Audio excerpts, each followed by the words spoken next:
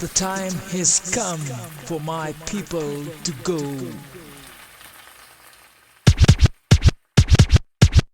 I'm not a queen, I'm a servant of the people. I'm not a king, I'm a servant of the people. It's what the people demand. We gonna keep fighting till we get that land. I'm not a queen, I'm a servant of the people. I'm not a king, I'm a servant of the people. It's time to rise to get what we want. We got to organize. My name is Jeffrey Biobaku, and welcome to our 7th episode of the Pantsula Podcast.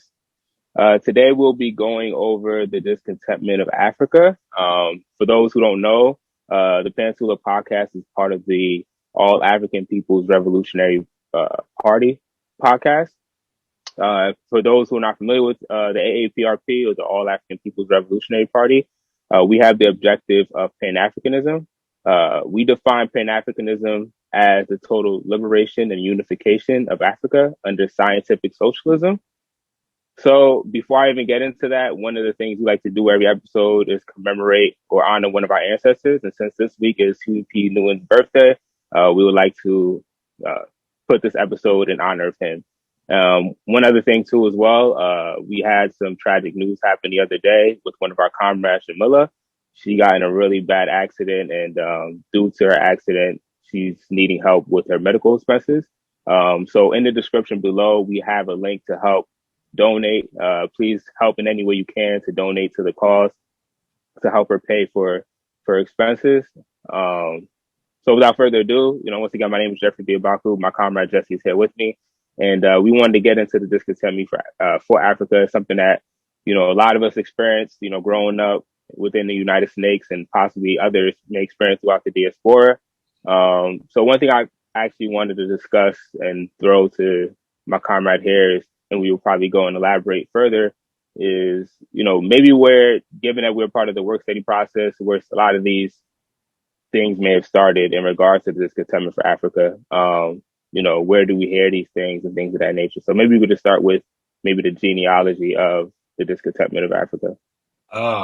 I think we hear it as soon as we're in school, or if we're just watching TV. I mean, it's just in culture. It's everywhere.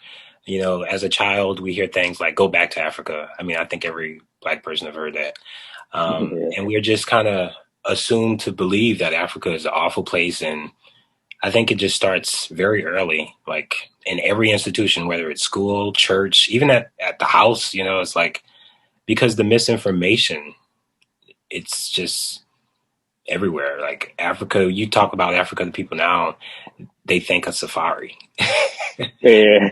You don't actually think of a continent with all of these resources and just the wealth and the beauty that's Africa. It's just usually regulated, stratified to just poverty, underdevelopment, which is true, but that's due to capitalism.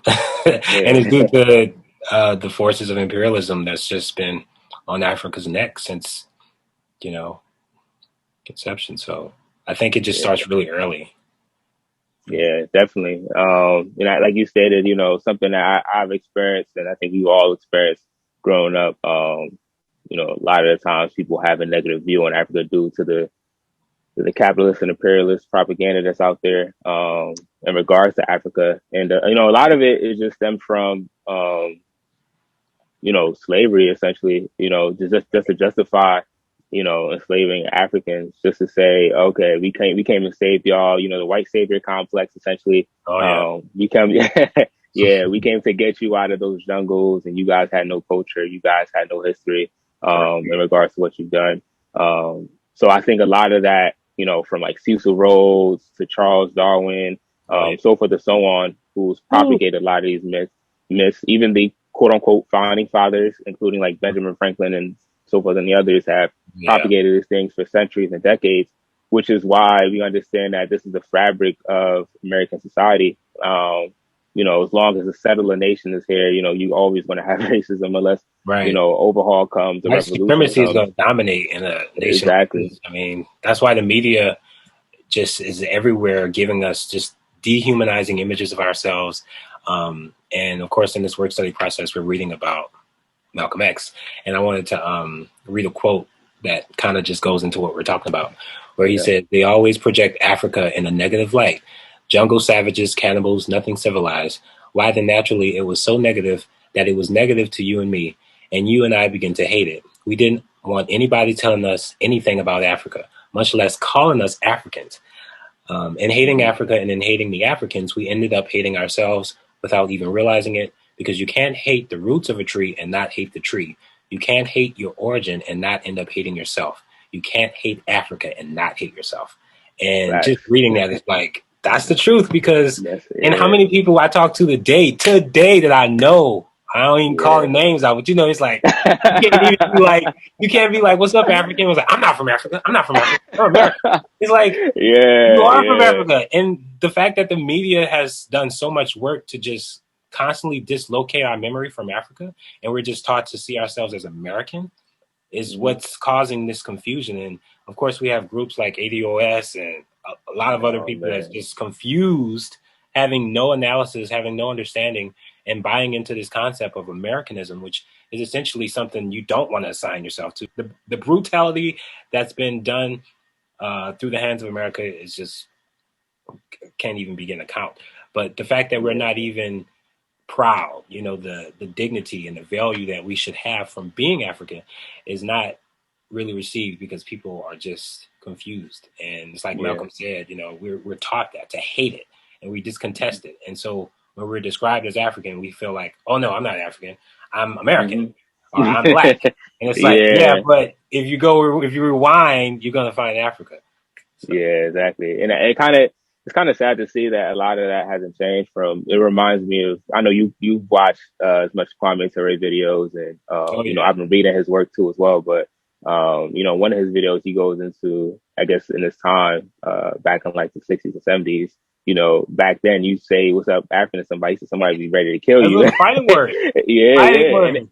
Yeah, and even now, it probably isn't as we've made a little bit of progress in that sense. I don't think as much people will be ready to fight you over it, but people still struggle with you over that. People go, I'm not African. And I think it kind of ties into our most recent episode. Just want to plug that in, our last episode, which is everything is political. And, being American and identifying with them is an ideology behind it, and that ideology is, being a settler, genocide, slavery, capitalism, imperialism, all that comes with it, and people don't think of it like that because, once again, the media and propaganda just inculcates our mind with so much BS that's not true. That's not true about what you're American and that you should celebrate these holidays that reflect Americanism. That's why I think so many people are entangled in it, and it's not until they're given a point to remember Africa. And then when you ask them about Africa, again, their memory of Africa is just so rudimentary. It's nothing really that gives us things that should give us dignity. Like Africa is a beautiful place. I mean, we should be blessed to be African. If you're African, you should have pride in that. That's a wonderful thing. It's not something to esteem against. But this system has taught us that being African means, have nothing. You need to be cultured. Like America just gives us these cultural norms that are just drenched in capitalism, individualism, and Africa, the collective, communism and all these things that are just in Africa that they don't want us to believe. They don't want us to see that, because I think they understand, like Malcolm was getting to, when they understand we know we're from Africa and we can all collectively organize against the system.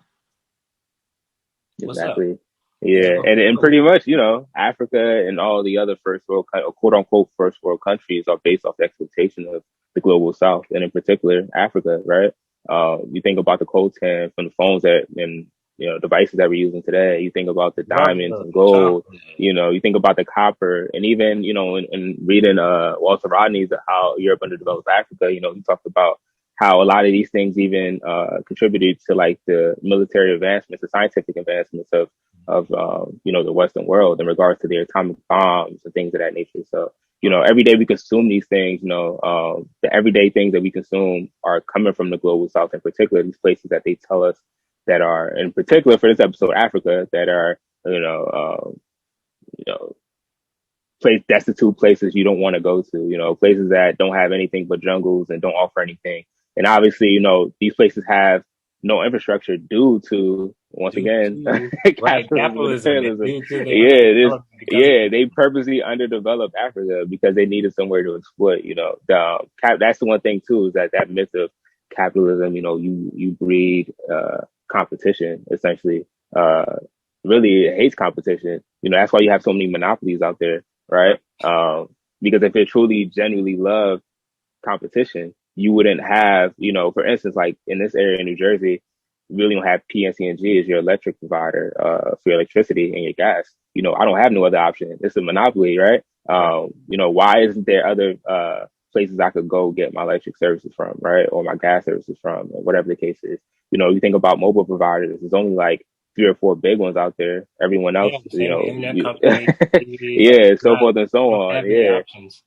So that kind of ties into the bigger picture and what I'm saying in regards to, they can't allow these countries to compete within the system, which is why we have to overhaul the system and implement socialism,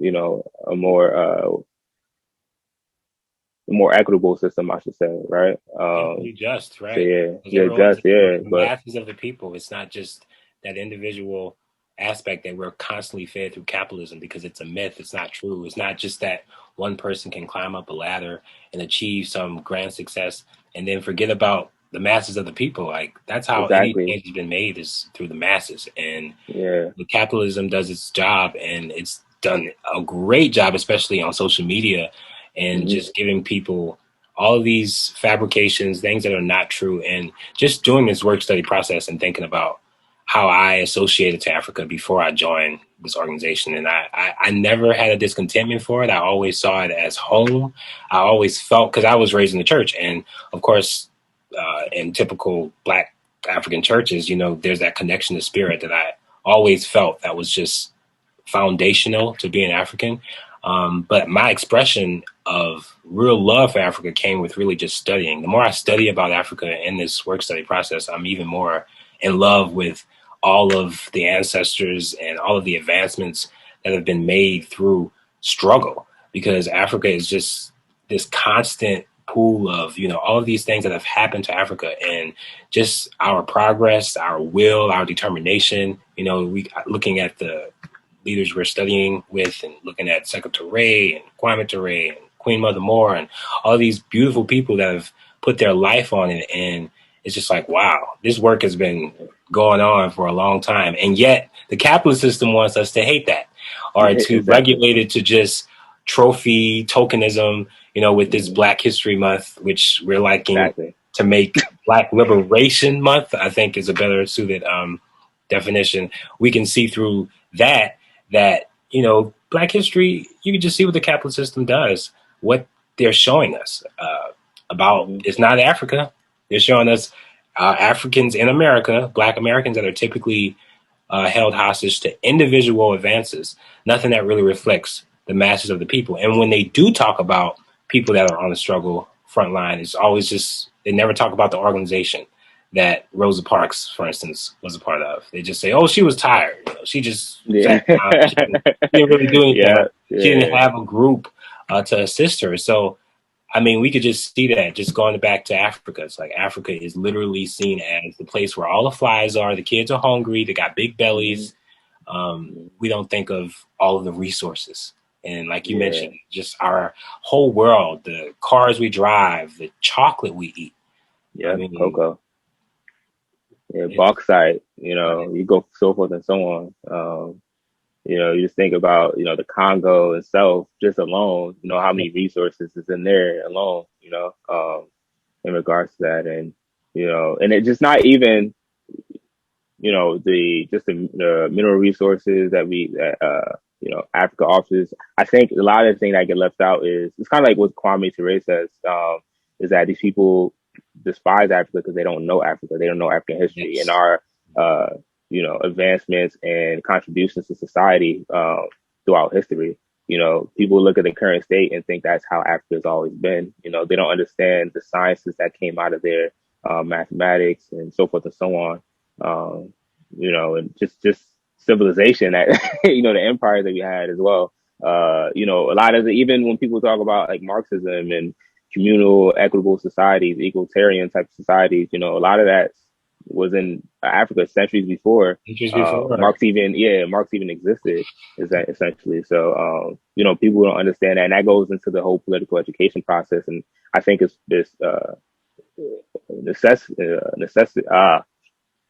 I can't even speak right now. Necessary. Yeah, it's a necessity or necessary for everyone to join an organization and engage in the political education process.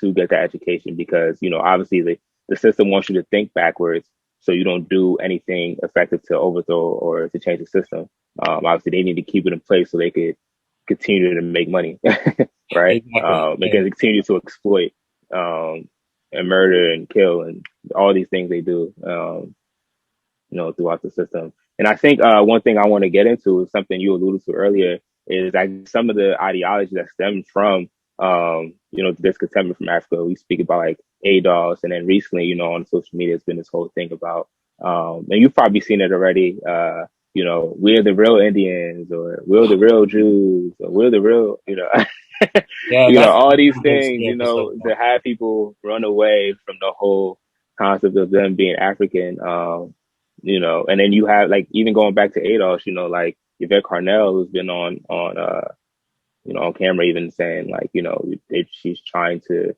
assimilate into being white, and and embrace that side of her, essentially. So I guess we could kind of go into that, and where some of these things stem from, and just the ideology behind it as well.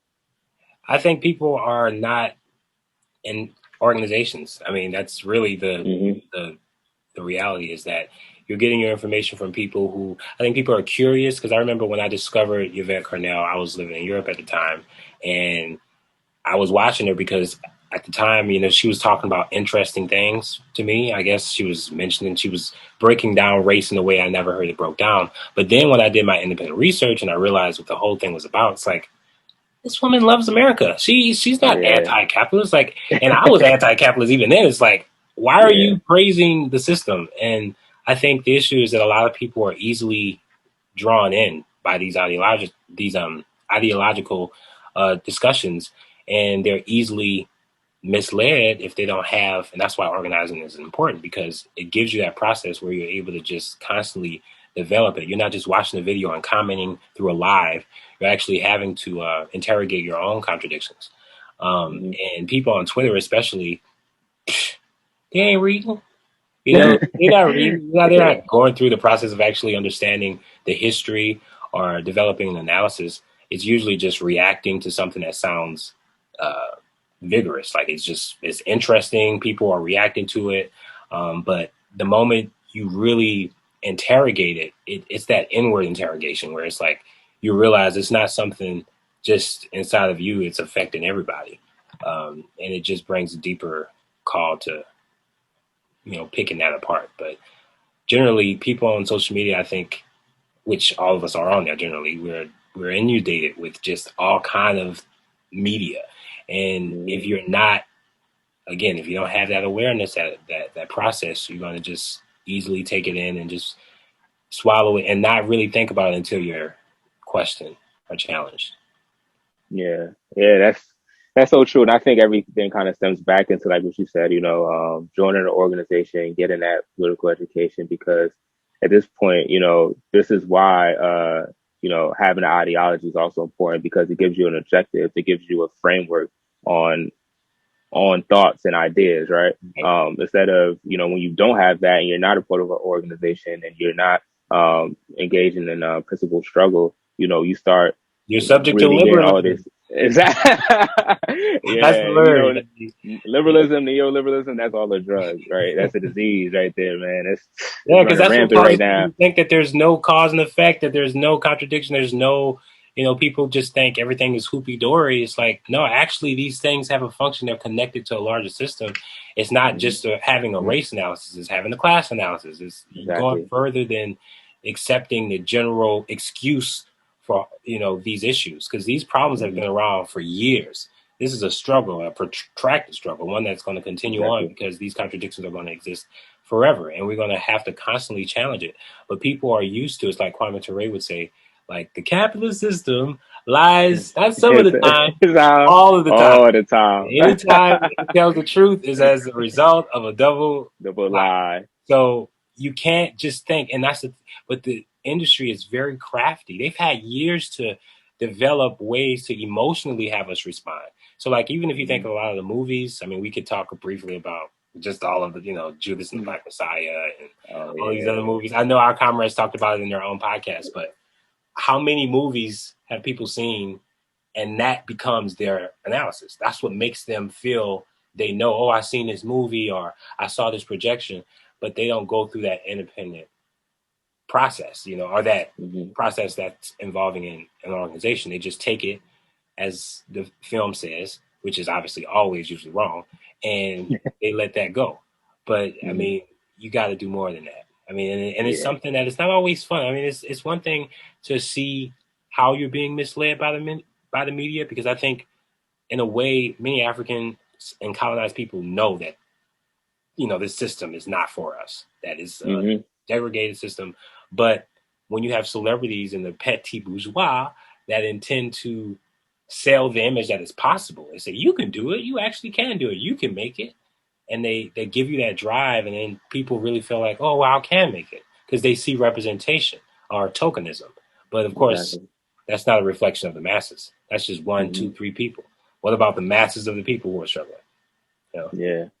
And I think the ruling class breeds the ideology of like, American exceptionalism, where you think that America is the greatest thing out there. And that's why everyone wants to tie their roots to America, have these ADOS, Africans saying that they're indigenous to this land, because they don't know anything outside of this paradigm. They start to think that everything great that ever happened in history is rooted in here. There's no analysis on other countries and their contributions. They just look at it from the possible frame of this and now. And I think people don't know the extent of kind of alluding to what you were talking about earlier in regards to, the capitalist system having their hands in everything. They control the media, they control the economic system we're under, they control every facet, education, so forth and so on. So we have to understand everything. Yeah, and this is why I go to like we're colonized people. We don't control any of these realms at all. It's enforced upon us essentially, and it's only an elite few that control these things. So, we have to, continue to engage to decolonize our minds, and and I know we sound like broken records on here talking, but you have to join organizations to get No, that. I get Not it. saying you I can't do it understand why people are saying independently, it, but right. Yeah. It's the imperative notion. No change has ever been done without being a part of a collective. Like, you can't individually get through yourself, and you need those challenges. That's what an organization provides. And again, this is something that is an ongoing thing. It don't stop. It ain't gonna ever stop. It's gonna constantly go, because it's constantly unfolding. And we're also in late stage capitalism. Capitalism is aware of itself crumbling. More and more people are talking about socialism. More and more people are aware of it. The people are striking all around the world. Haiti, just look at what's going on, just not in America. And I think that's what America loves to do on local TV stations. Malcolm X mentioned this also in the book we're reading, saying how local television, whether it's national television, local television, every appendage of, there it is, he spoke. And all of the things, a lot of people quote Malcolm X, but they're not a part of an organization. Malcolm X was a part of an organization. Man, and we could get into that too, man, because it's like, there's no African revolutionary that people glamorize and talk about so many times that probably wasn't a part of an organization. You talk about Malcolm X. It's just it's a part of the thing. You have to do it, and it's okay, because if you think about it, you're gaining more. It's sharpening your analysis, fine tuning your analysis, like we say, and it's something that I know just we've been in it for about the same time, and it's hard to believe it's been nearly a year already. And just what we've learned and what we're continually finding out and understanding that this, what's going on in America is affecting people going on in Africa, the people that live in Africa and other parts of the world. We're so used to just being told that it's just our experience. Like, oh, it's just George Floyd, but there are people being brutalized all across the world. It's the same system. Yeah, that's brutalizing us. And being a part of this process has helped us tremendously. Like you stated, for me, it helped me grow and, get out of just having, an race analysis. It helped me further my knowledge and gaining a land analysis and understanding that land is power. With the anti-patriarchy work study we do in the task force, helped me understand the gender analysis and so forth and so on. And I think even alluding to what you were saying before, in regards to, people talking about a lot of, kind of tying into like our unsung heroes and some of that stuff, in our last episode is, they talk about a lot of these revolutionaries and scholars, but don't mention a lot of them were engaged in, organizing work. And for instance, like Malcolm X, he had the OAAU, Organization of Afro-American Unity, and he also had the Muslim Mosque Incorporated. You talk about Nkrumah. When we read his autobiography, everywhere he went, he was organizing. Everywhere he went, he was everywhere he went to Europe, he was organizing. He came to America, he was organizing. He came back to Ghana, he was organizing. He had the CPP. You talk about so forth and so on. Whoever wanted to bring up Sekou Touré, he had the PDG. Amilcar Cabral, he had the PAIGC. So forth and so on. And a lot of times we get in the habit of thinking that, I could just independently do this and cause change. And, I could just independently, and I think you can independently study, if you do it the right way, but there's a lot of factors that have to go into you getting the right stuff to study, right? Because, you're trying to engage in the political education process, and you're kind of just going off what you think is right. And you're not, speaking to a larger group of people to kind of break some of the stuff you're reading down, understand, okay, to push yourself at the same time. And I think that's what's great about an organization and joining one is like the A-APRP and others that are out there that provide that. Because, people also, I think too, is that system breeds the idea that like, you could just go out there and, scream and shout for one day. Kind of like that whole thing was I was there, right? Right. Yeah, I was there. Because a lot of people, right. There's that difference between mobilization and organization. Like, not that mobilization is not effective. It's very effective. It can be very good. It can help you organize. But it's one thing to be like, yeah, I remember I was there. But then currently you're like, yeah, I remember I was there. And it's like, but what are you doing right now? Oh, yeah, I remember I was there. Exactly. Yeah. At some point, that has to become an activity. That has to be something you're doing, because the more you do it, it's going to make you sharper. It's going to make you more aware, because, again, the system is becoming more crafty in how they deceive, people, the masses. The masses are constantly deceived because of these newer deceptions. And I think a lot of people fall hostage to it, especially on social media, because there are plenty of situations we see fake accounts existing, propaganda that's just created out of thin air. People run with it and then not really finding out who's a donor, who's owning, the publishing article or whatever. It's like people don't really do their independent research. They just take it at face value because you're getting so much at the same time, and you don't really have that chance to, divide the fat, which is what organizing ends up doing. It's just clarifying, all of the roads in between. You're able to just settle it and not be so cluttered and flustered as is the case when you're doing it on your own.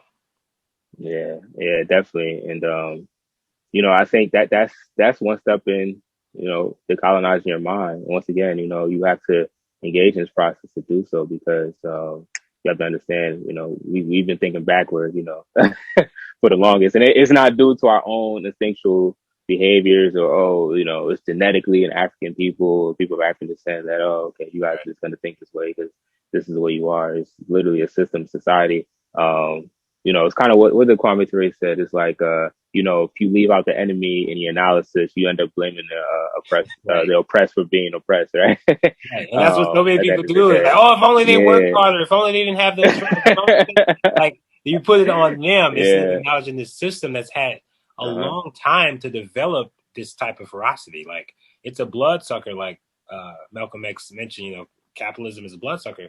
It's had years to develop that blood-sucking ability. And they've made it to where, just if you look at how it used to be, like, our ancestors were on the plantations, picking cotton. Yeah. Then they said, okay, that ain't going to work. They burning these plantations down, so now we got to put them in jail. And so it's like they've upgraded their system, same type of oppression. It's just changed its form. And I think that's what's helpful to know, is that capitalism is very aware that people are becoming more aware of its altruistic nature. Thus, it creates constantly, it transforms itself, and you get ways of justifying it. And people say, oh, you can work, like, even like there's this big talk of small businesses. It's like, even small businesses protect capitalism because, you know, people think, oh, well, no, but it's not as bad as a big business. Like, it's still capitalism.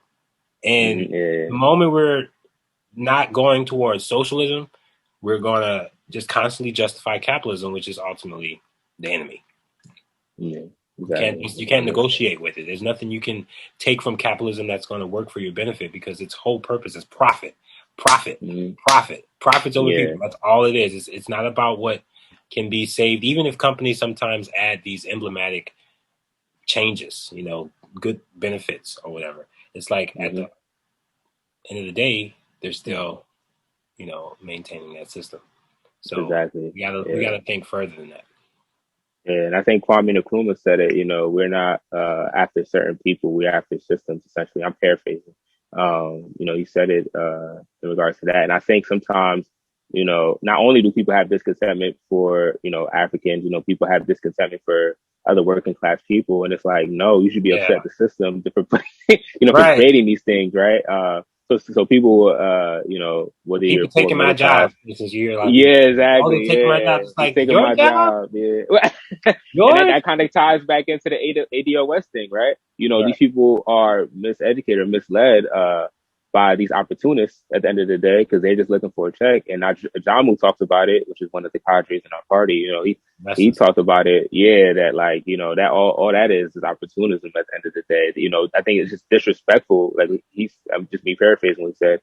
It's really disrespectful to compromise with people to try to get a check over the slavery and murder of our people. At the end of the day, you know, you think that they're going to write a check for you, and even if they do write a check, that all is good. You know, you're going to accept, you know, all this murder and treachery that they've done to us. It's not going to heal for the Band-Aid on the struggle. Like I know exactly what you're referring to. I heard him say something about that recently, how he went into all of the slave dungeons, you know, and was able to experience that. I mean, nothing will they can't pay us off.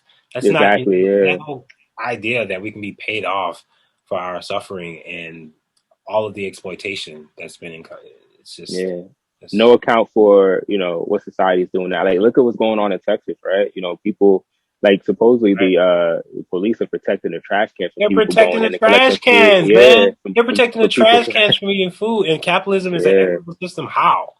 Like, they're doing exactly what, and they knew that this would happen. I mean, people forget that these things are not random.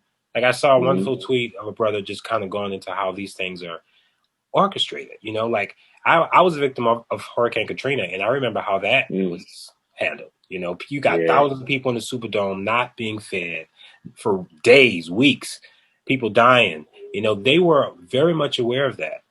Didn't matter. Didn't matter. You know, because they had an objective, and their objective had to be carried out. It's profit. Again, it's about profit. It's not about if people die. If people die, maybe they shouldn't live in those bad areas. That's literally how they think. They don't look at it in terms of dignity, because they don't have, again, so a lot of people hate themselves, because if you're regulated to just watching television, right? If you're regulated to only just expecting the television to represent yourself, as opposed to reading about the people who've actually struggled for your liberation, then you're going to just be disappointed all the time when you find out your boy Obama or your boy Biden end up not coming through with their promises. Exactly, yeah. Malcolm talks about that, and Malcolm X speaks too, you know. And I've mentioned it before in our work study process, and he's talked about it here, you know, the fox and the wolf, you know. At the end of the day, they're still going to eat you. You know, one is going to show you their teeth. You know, the wolf is going to show you their teeth and show you the wolf. You know, kind of alluding to the Republican Party, and then the Democratic Party is going to be the sly wolf, smile in front of you. But at the end of the day, you know, I want the wolf. I'm used to the wolf. I'm used to the wolf. I want to be. Just show me. I know where you at. Don't give me this. I'm gonna be nice to you. I'm gonna be, hey, how you doing? I'm gonna just give you everything that you believe I want to hear, only for you to turn it around and not do anything. Exactly. So people they gotta waken up to that. Like, you can't. And Malcolm also talked about dollarism, like being sold. So many people are bought out by that idea. Again, you look at hip hop, which, I think a lot of people listen to hip hop not realizing that a lot of the hip hop artists, the government got them tied into a lot of these things. They don't Oh have, yeah. they're giving these messages out specifically for a reason, and people got to understand that all of it, like we talked about, everything is political. So it's not just a matter of, it's just I'm enjoying it. It's like you really have to understand that at every corner, the church, the school, your job, wherever you're going, capitalism is coming with some nonsense they're trying to sell you so that you dehumanize yourself and buy into the myth that they sell you, whether it's, being an American or being a homophobe, not treating non-binary people with respect, or women and non-men. Like, if all of those things go back to capitalism, like those are all appendages of capitalism. So not understanding. Yeah. My bad.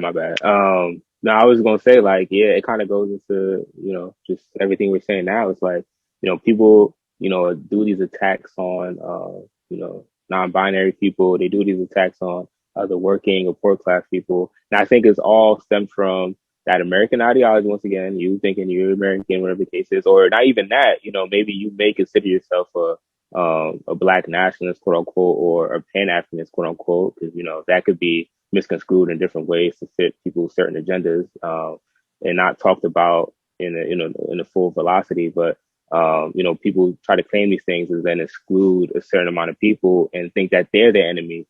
People have this whole thing like, oh, I don't, people talk about, I want to get the bag. I don't want that broke boy stuff or broke girl, whatever. And then it's in the say, music. oh yeah, yeah. What is the new song by Cardi B? One of the main lyrics, she said, "Broke boys don't deserve no."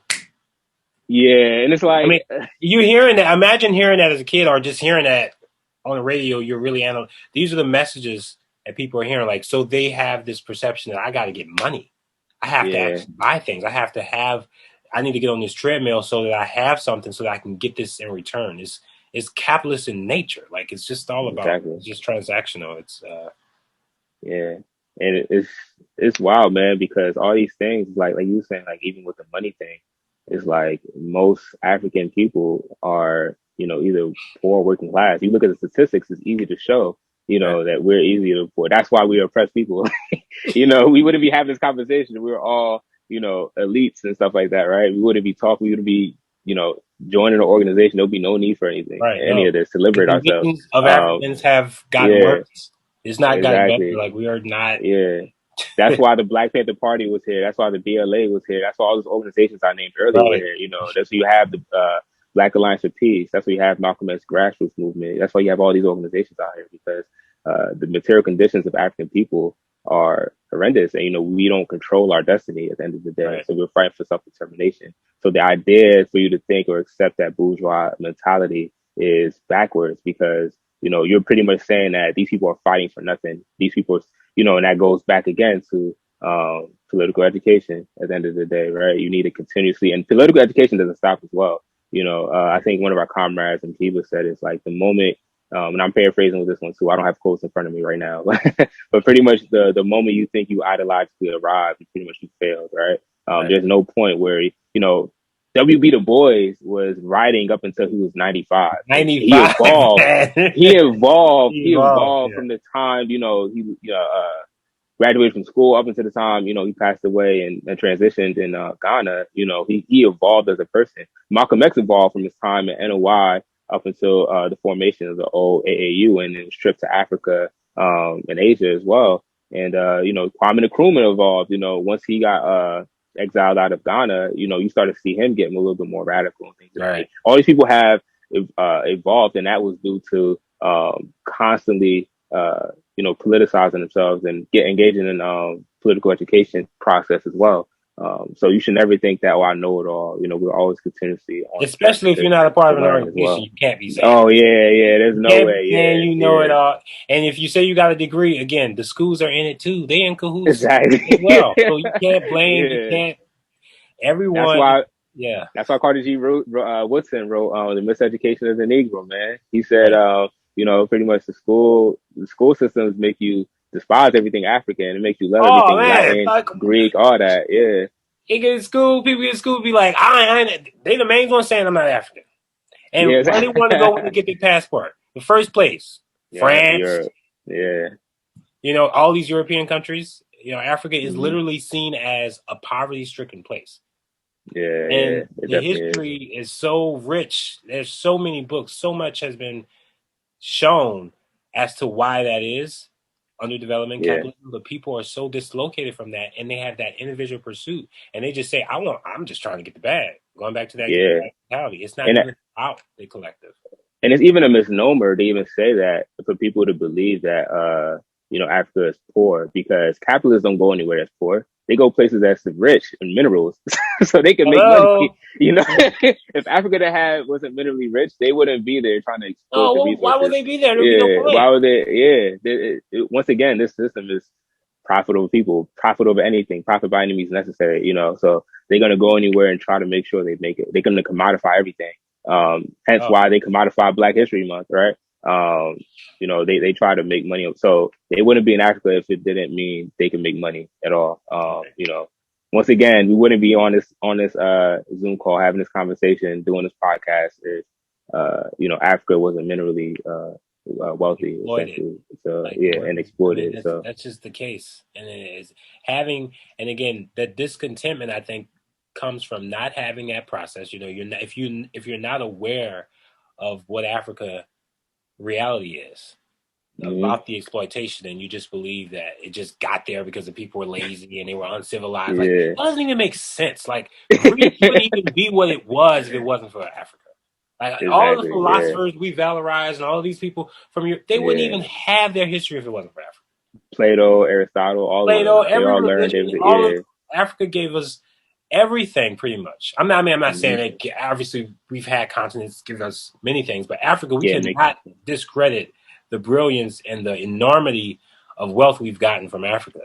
But yeah, people are so conditioned to believe that Africa's poor and that Africa needs to be saved, as opposed as hmm, Africa being the one saving and giving and causing society to be what it is now. We wouldn't use our phones, we wouldn't drive our cars, our lives would be completely different if yeah. And you know, yeah. the idea too that you know that we didn't resist slavery on every throughout the diaspora is a whole other fallacy as well. Right. There's books, several tons of books that could show you This is why and they had to debunk that change theory. it. This is why they said, okay, this Yeah. is not working. We got to find something that protects our profits because we losing money. They burning down the place.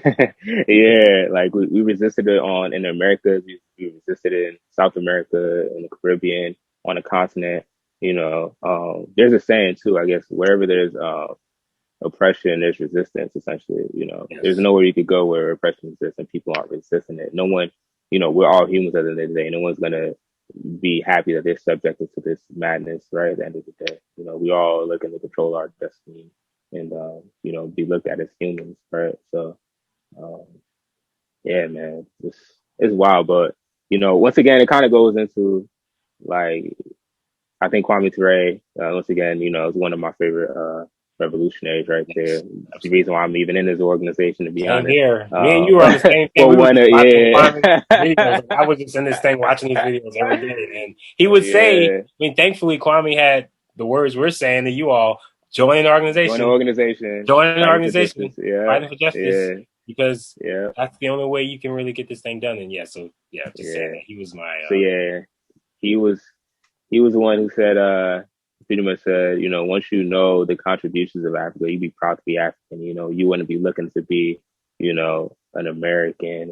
And Malcolm even said it too. And he's another reason why I'm moving to org. I know I read his autobiography, I think like 2 years ago now, and that literally changed my life. And he said in the Malcolm X speaks in one of the speeches where he says that you can't be American. The way it works is that to be American, you have to enjoy the fruits of Americanism, but you only enjoying the thorns the of thorns. it. Exactly. Yeah, you're not enjoying the fruits, you're enjoying the thorns, right? Since we've been here, we got to shed our blood for everything. Since Africans been in this country, so to vote, to sit at a counter, In the to do counter, anything, anything. yeah. Yeah, we have to You shut know what our I mean? To blood. not be looked at as slaves, to not be slaves, we had to pick up the gun and shed our blood for that too. So, just continuously. So there's no way you could be looked at as an American. Even to today, they beat us down and kill us in the streets like dogs. Right. They make sure we're permanent underclass as well within the hierarchy of the system. So there's no way. As long as you upholding Americanism, they love you. But the moment you go against it, they don't want to have nothing to do with you. They get rid of you. Exactly. The moment you say America's a problem, and it is a problem. I mean, that's what happened to MLK. He was assassinated. The moment he started talking about we're not going to Vietnam, like that's a bad war, we shouldn't go. They like, nah, you can't. Yeah. Yeah. The system is very aware that, and most people feel like they have to protect America because they have really believed through propaganda that America has given them these quote unquote rights. Like, oh, because of America, I can speak my mind. America allows us. Like, no, you can't. No, you can't. Not in every place. You can't. For real, you can't. At all. It's fascism, man. I'm telling you, people. Right. If you watch, although I don't agree with everything in that Panther movie, there were some parts that showed, the repression that the U.S. can do and does, in regards to people fighting for liberation and what they do, the measures they take to make sure that people are repressed. They take J. Edgar Hoover, CIA, Right. FBI, did everything their possible. role. I mean, they have intentionally. That's why they started working with Hollywood because they understood that that's an influencing. If you can create a film to install propaganda to control the masses, that's what you're going to do. And that's what they've been doing. I mean, that's why we got films like the Black Panther and all these other films that are awful and they don't give an analysis, a truthful reflection of our struggle. It's intended to dislocate people's memory about Africa or to think of Africa when they do think of it as a place of not being able to help everybody. Like Africa is just like, that's how Black Panther was perceived. It's just this, it has all this wealth, but they don't want to, they're not actually communists. They're not actually socialists because, the bad guy, like all of the framing is always suited to that agenda. And so Hollywood, just like anyone on daytime television, I was talking to a friend recently, and I'm like, I don't want Ellen to discover me or any person famous to look at me and be like, oh, I don't want that because they have an agenda. And that agenda is to be in alignment. The moment people speak out, they don't gaslight. They do a check to make sure people are going to uphold that standard because it's an ideological standard. They're not just doing this thing for kicks. They have a specific objective they want people to believe and perceive because they understand this late stage capitalism. Exactly. Yeah, the job of the enemy is to make you totally identify with the enemy. That's a quote by Kwame Ture right there too, man. That's their job, is to make you identify with Americanism and with this treachery it does. We're to the point where you want to stand for the flag. You're pro-military. And you don't even know the ramifications of those things or what those things mean. In regards to like AFRICOM. They literally have military bases all over Africa. Even with Southcom, they have it all over, just the global South in general. You talk about NATO and all these other institutions that they have. It's like, they're drone striking. Like they literally just started drone striking like Somalia not too long ago as well. So, Biden has only been in office for a few weeks now. So, he already doing the objectives. Exactly. But people don't understand what these things mean when they say it. They just, once again, everything is political. So you side with America and you want to believe in everything America does and everything they do is right. And this is the greatest country on earth. You're siding with that genocide. You're siding with imperialism at the end of the day, and you don't even know it.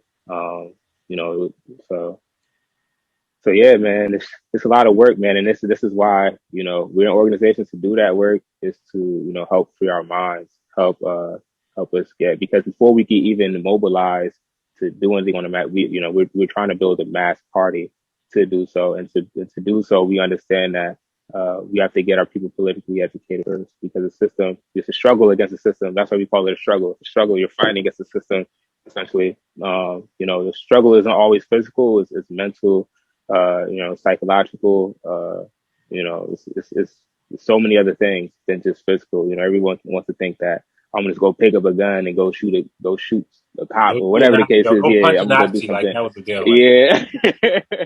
How about you arm yourself with the mind that will help you use nonsense. Exactly. You have to equip yourself psychologically first before you go ahead and engage in those type of shit. Because they do it. The enemy does it. They study. That's what counterintelligence is that they gather intelligence before they go take action.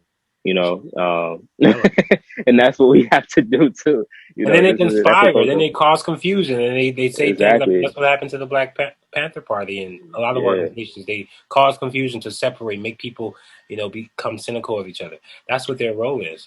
Yeah, I was reading this document too that was talking about how, the enemy was reading like all of the Nkrumah's work before they threw him in exile. They read like all his books, Yeah, and that's what you have to do, and not only just read, stuff, about African history and, the global South and things of that nature. You have to read the enemy too. That's number one in the handbook. Yeah, in the handbook of Revolutionary Warfare by Kwame Ture. Number one is know the enemy. Your enemy. Enemy. You have to know the enemy. You know your enemy, and a lot of us don't. And I think a lot of us would say our enemy is not what is the actual enemy, because again, you have ideas like liberalism that's telling you that that's not the enemy. That you can actually. It's like no. Know the enemy. Are you studying him? Are you seeing the systems? Are you seeing how the system is going on in Africa and South America and all these other places? Or are you just regulated to just that one window view? Man, people will tell you China is the enemy. People will tell you LGBTQ community is the enemy. Russia. People will tell you, Russia is the enemy. It's like imperialism is the enemy. Any capitalist country that's upholding capitalism is the enemy. Capitalism. Exactly. Yeah. You can't just.